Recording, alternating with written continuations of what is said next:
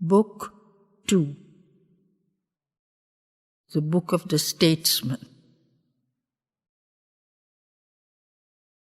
Now, from his cycle sleepless and vast, round the dance of the earth globe, gold Hyperion rose in the wake of the dawn, like the eyeball flaming of God, revealed by his uplifted, luminous eyelid.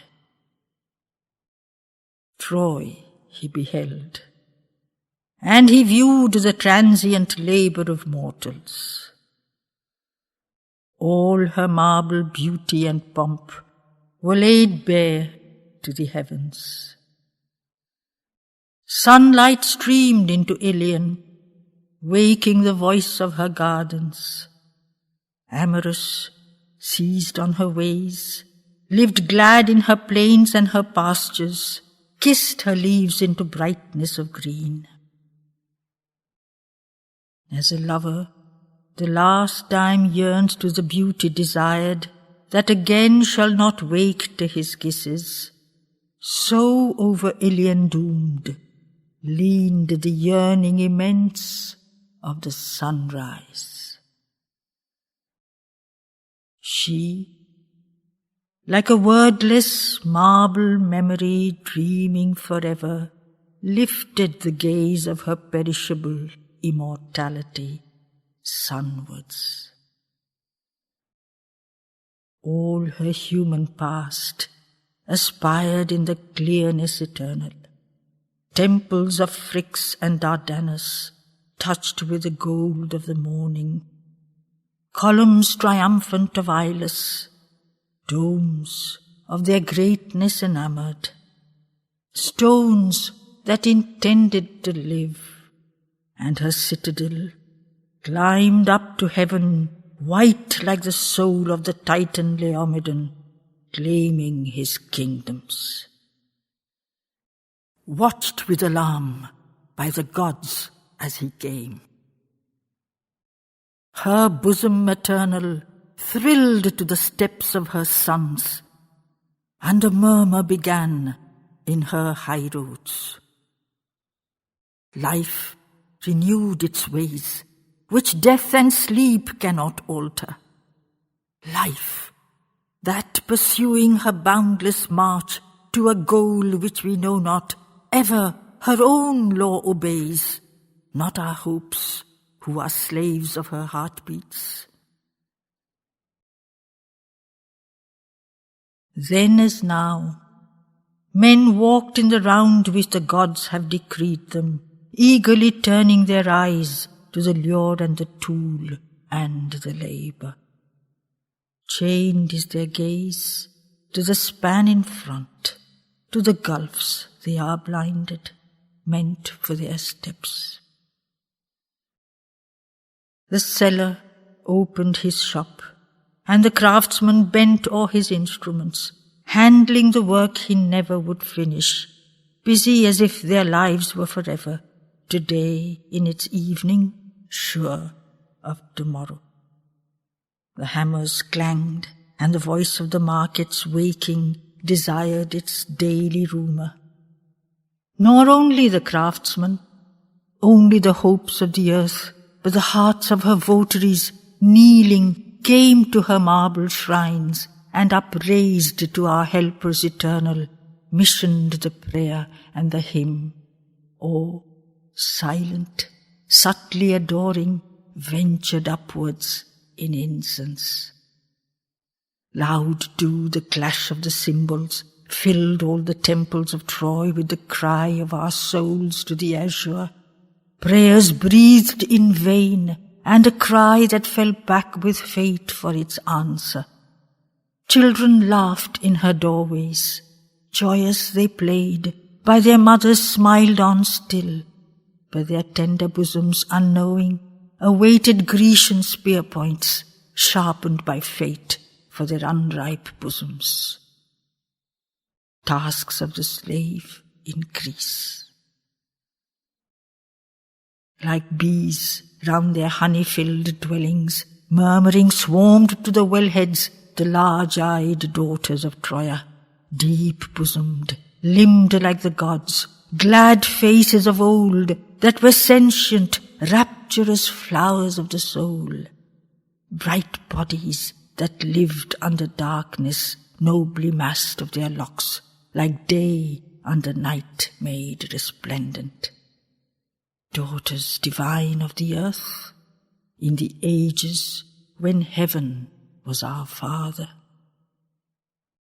They, round Troy's wellheads, flower-like, satisfied mourn with their beauty, or in the river baring their knees to the embrace of the coolness, dipped their white feet in the clutch of his streams, in the haste of Scamander.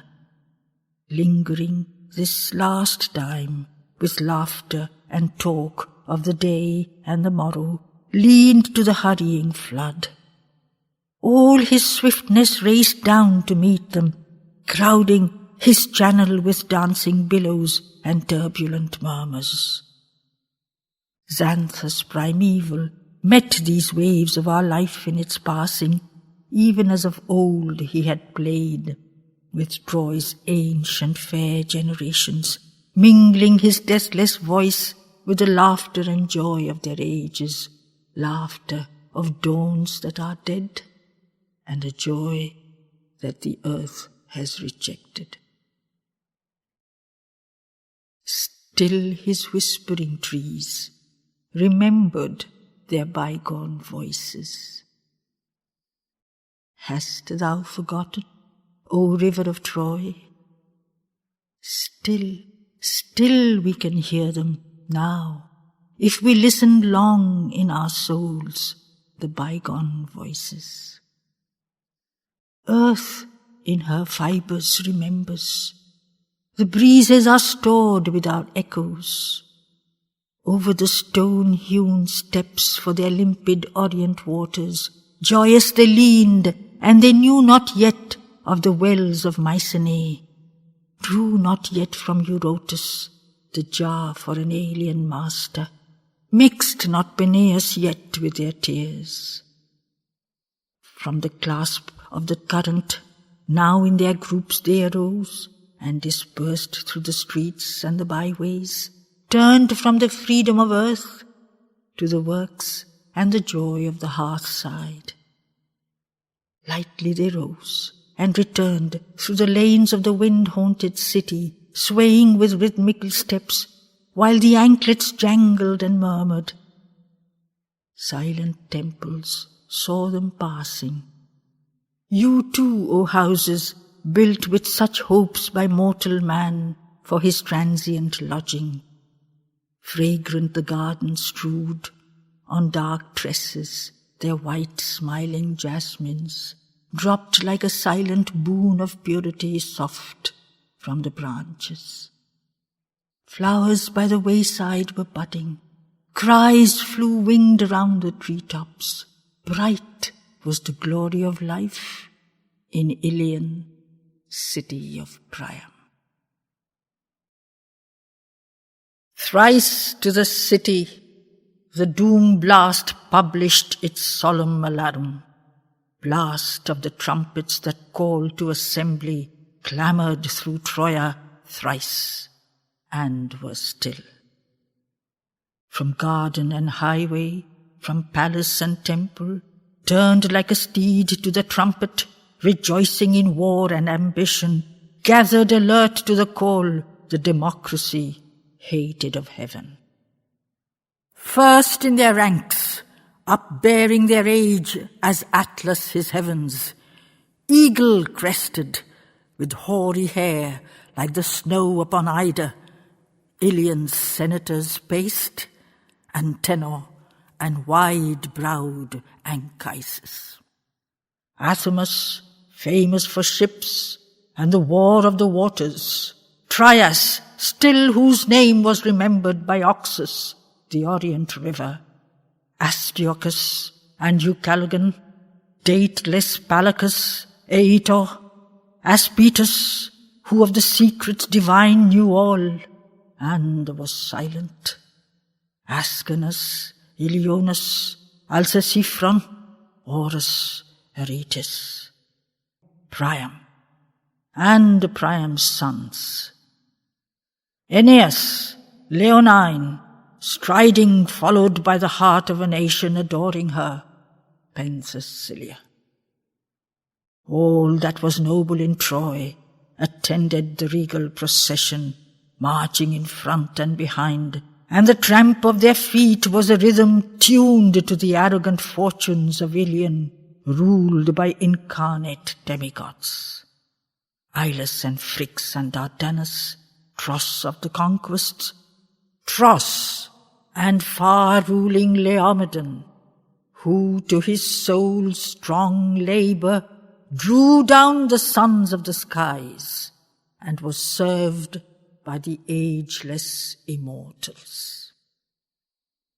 Into the agora, vast and aspirant, besieged by its columns, bathed and anointed they came, like gods in their beauty and grandeur. Last, like the roar of the winds, came trampling the surge of the people, clamorous, led by a force obscure to its ultimate fatal session of wrath. The violent, mighty democracy hastened. Thousands of ardent lives, with a heart yet unslain in their bosoms, lifted to heaven the voice of man and his far-spreading rumour. Singing, the young men with banners marched in their joyous processions, trod in martial measure, or dancing with lyrical paces, chanted the glory of Troy and the wonderful deeds of their fathers. Into the columned assembly, where Ilus had gathered his people, thousands and thousands, the tramp and the murmur poured.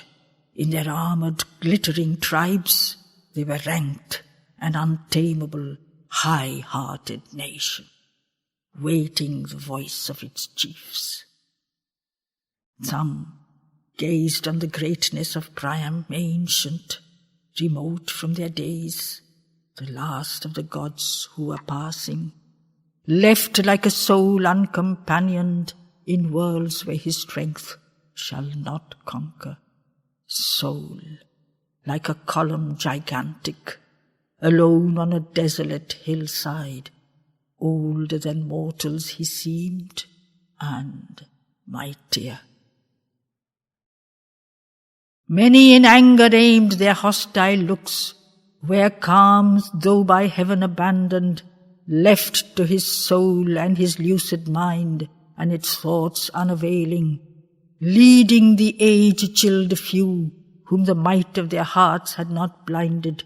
Famous and tenor was seated, the fallen, unpopular statesman, wisest of speakers in Troy, but rejected, stoned, and dishonoured. Silent, aloof from the people he sat, a heart full of ruins. Low was the rumour that swelled like the hum of the bees in a meadow, when with the thirst of the honey they swarm on the thyme and the linden, hundreds humming and flitting, till all that place is a murmur. Then, from his seat like a tower arising, Priam the monarch, slowly erect in his vast tranquillity, silenced the people. Lonely, august he stood, like one whom death has forgotten. Reared like a column of might and of silence over the assembly. So Olympus rises, alone with his snows, into heaven. Crowned were his heights by the locks that slept like the mass of the snow swathe, clothing his giant shoulders.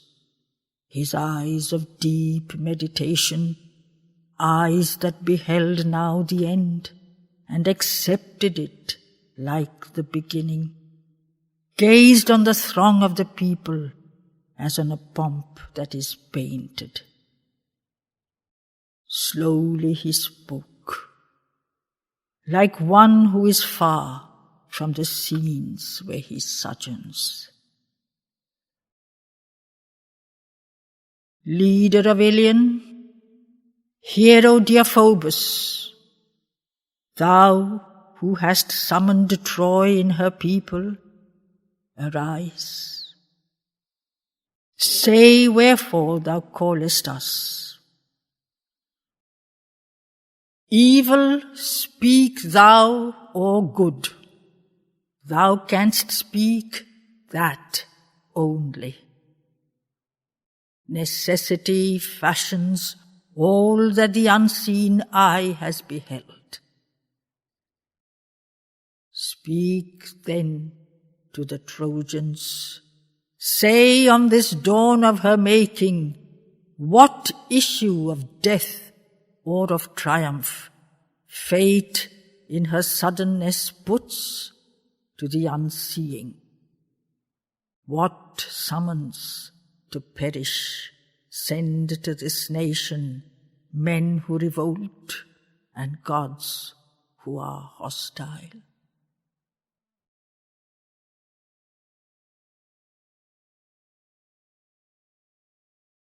Rising, dear Phoebus spoke, in stature less than his father, less in his build, yet the mightiest man and tallest whom coursers bore, or his feet to the fight since Ajax fell by the Xanthus. People of Ilion, long have you fought with the gods and the Argives, slaying and slain, but the years persist and the struggle is endless. Fainting your helpers cease from the battle. The nations forsake you. Asia, weary of strenuous greatness, ease enamoured, suffers the foot of the Greek to tread on the beaches of Troas. Yet have we striven for Troy and for Asia, men who desert us. Not for ourselves alone have we fought, for our life of a moment. Once if the Greeks were triumphant, once if their nations were marshalled under some far-seeing chief, Odysseus, Peleus, Achilles, not on the banks of Scamander and skirts of the azure Aegean, fainting would seize the audacious emprise, the titanic endeavour. Tigris would flee from their tread, and Indus be drunk by their courses.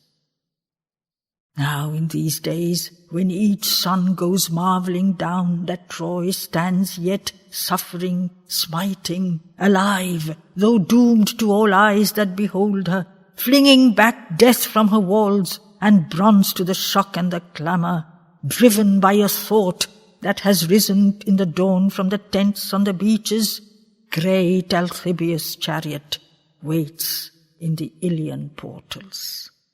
Voice of the Hellene demigod challenges timeless Troia. Thus has he said to us,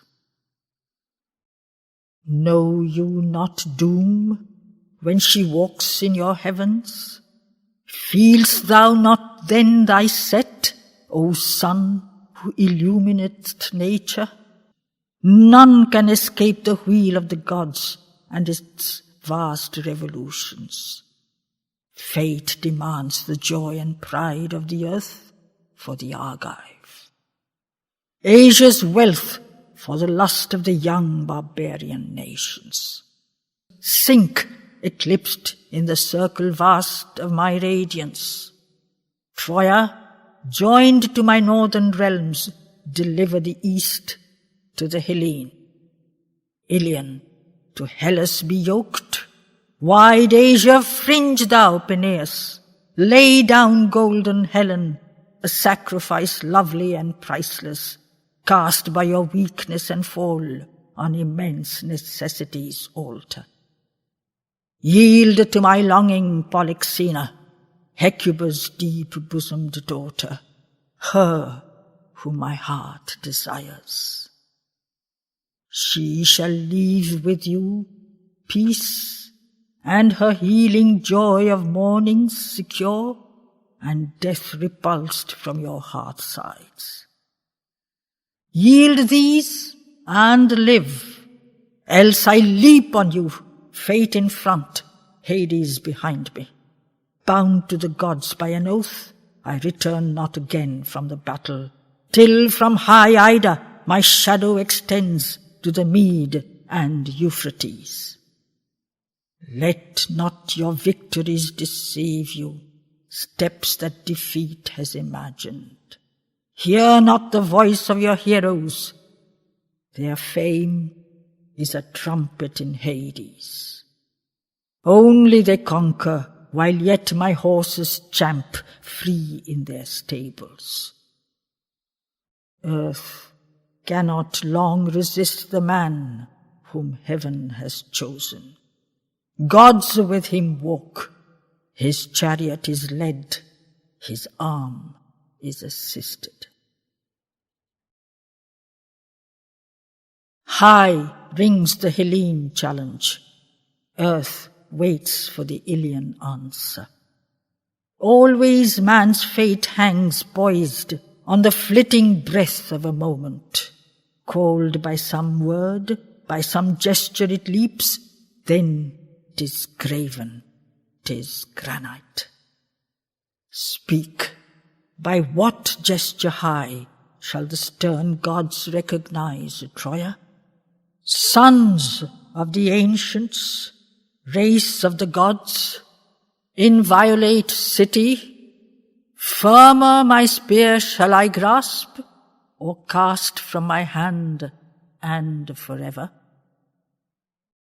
Search in your hearts if your fathers still dwell in them, children of Teucer. So Deiphobus spoke, and the nation heard him in silence, awed by the shadow vast of doom, indignant with fortune.